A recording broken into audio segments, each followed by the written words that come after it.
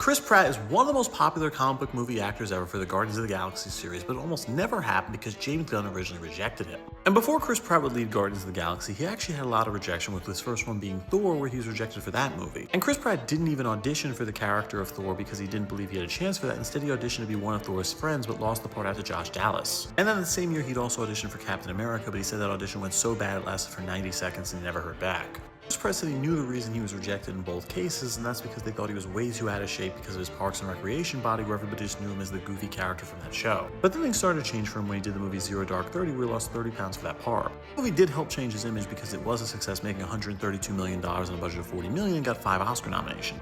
One person who didn't see Zero Dark 30 was James Gunn, who only knew Chris Pratt from being the goofy guy on Parks and Recreation, so he wouldn't even let him audition. The only reason Chris Pratt got a chance to audition was because of this woman right here, Sarah Haley Finn, who was a fan of Chris Pratt because of Zero Dark 30, so she actually just told him to come by the office, and she introduced him to James Gunn without James Gunn's permission. It all worked out for the best because James Gunn, 20 seconds into meeting Chris Pratt, said this was the man meant to be Star-Lord.